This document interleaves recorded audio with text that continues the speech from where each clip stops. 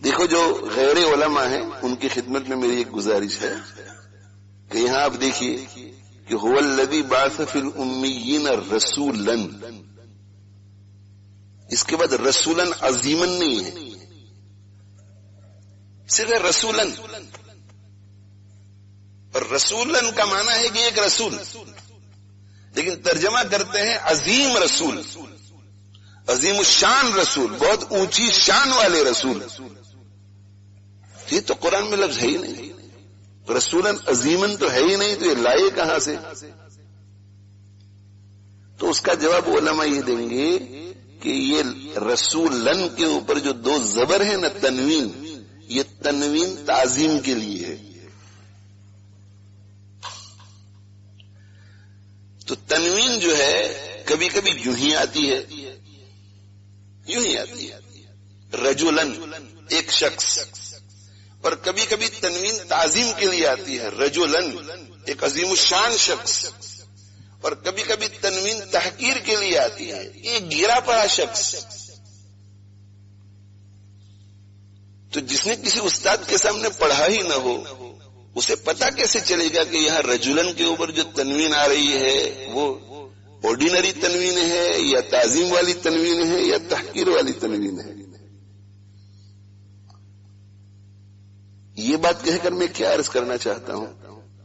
یہ عرض کرنا چاہتا ہوں کہ یہ تفسیر جو ہے، تفسیر جس طرح قرآن مجید کے حروف بڑی حفاظت کے ساتھ اللہ کے نبی صلی اللہ علیہ وسلم سے لے کر ہم تک طبقہ در طبقہ اور جنریشن آفٹر جنریشن ہم تک پہنچے ہیں، اسی طرح اس کی تفسیر بھی وہاں سے یہاں تک پہنچی ہے.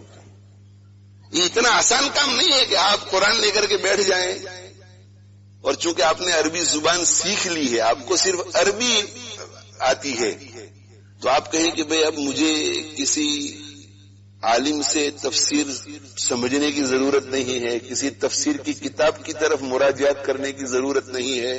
هو الذی بعث فی الامیین رسولا منہم، مجھے تو ہوا کا معنی بھی معلوم ہے، الذی کا معنی بھی معلوم ہے، بعث کا معنی بھی معلوم ہے، پھر ایسا نہیں. اور جب عربوں کے لیے یہ کہا جاتا ہے کہ عربی معلوم ہے، وہ بھی کسی سے تفسیر پڑھے بغیر تفسیر نہیں سمجھ سکتا، تو جن کو عربی معلوم ہی نہیں ہے وہ قرآن مجید کا ترجمہ پڑھ کر بغیر کسی سے تفسیر پڑھے تفسیر کیسے کر سکتے ہیں؟ ہے کچھ لوگ جو تفسیر کے سرکل چلاتے ہیں، اور وہ پورے گروپ کے اندر ایک بھی عالم نہیں ہوتا، ایک بھی کسی مدرسے میں پڑھا ہوا نہیں ہوتا، ایک بھی کسی دوسرے عالم سے پڑھا ہوا نہیں ہوتا، اور شاذ و نادر ہے ان میں کوئی عربی کے دو چار الفاظ جاننے والا ہوتا ہے. ایجوکیٹڈ لوگ ہوتے ہیں، یونیورسٹی کا کوئی پروفیسر ہے، کوئی یونیورسٹی کا لیکچرر ہے، کوئی کالج کا ہیڈ ماسٹر ہے، کوئی ڈاکٹر ہے، کوئی تاجر ہے، کوئی بزنس مین ہے، اور بیٹھ جاتے ہیں سرکل میں، قرآن مجید کا ترجمہ دیکھتے ہیں، اور ترجمہ پڑھنے کے بعد واٹ از یور اوپینین؟ تو کسی ملک کے کسی قانون میں کسی کے اوپینین کی جب گنجائش نہیں ہوتی تو احکم الحاکمین کے قانون میں کسی انسان کے اوپینین کی کیسے گنجائش ہو سکتی ہے؟ یہ تفسیر کا طریقہ بہت غلط ہے. تفسیر کا صحیح طریقہ کیا ہے؟ تفسیر کا صحیح طریقہ یہ ہے کہ تفسیر ان لوگوں سے سیکھی جائے، پڑھی جائے جنہوں نے تفسیر پڑھی ہے اور سیکھی ہے. آپ کو کوئی لوئر ایسا نہیں ملے گا جس نے لو پڑھا نہ ہو، اور وہ اگر کہے کہ میں نے لو پڑھا ہے تو آپ کو ایک بھی ایسا نہیں ملے گا کہ میں نے لو پڑھا ہے مگر ایسے شخص سے پڑھا ہے جس نے کسی سے پڑھا نہ ہو. یہ پوری چین ہوتی ہے. میں نے لو اس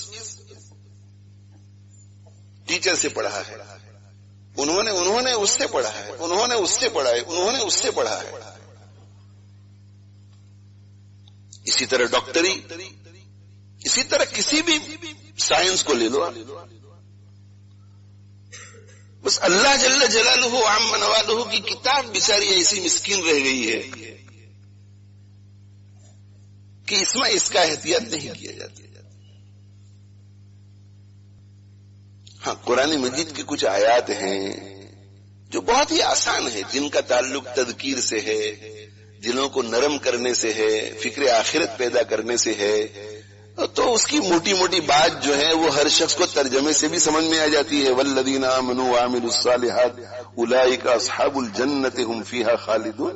وہ لوگ جو ایمان لے آئے، جنہوں نے اچھے اچھے کام کیے، یہ جنتی لوگ ہیں، وہ اس میں ہمیشہ رہیں گے۔ اب اس کے بارے میں اگر آپ آپس میں تفسیر کر لیں گے، اس میں یہ کہا جا رہا ہے کہ جو ایمان لے آئے اور ایمان لانے کے بعد برے کاموں سے بچے اور اچھے اچھے کاموں کو کرے تو اللہ اس کو جہنم میں نہیں بھیجے گا بلکہ جنت میں داخل کرے گا، اور وہ جنت ایسی ہوگی جو کبھی ختم نہیں ہوگی، ہمیشہ رہے گی۔ اس کی گنجائش ہے۔ لیکن قرآن تو احکام سے بھی بھرا پڑا ہے، احکام کی آیات کی تفسیر کرنے کا کسی کو اختیار نہیں ہے۔ علماء کرام بھی اپنی مرضی سے تفسیر نہیں کرتے، علماء کرام ناقلین ہیں، ناقلین، وہ بھی نقل کرتے ہیں اوپر والی تفسیر۔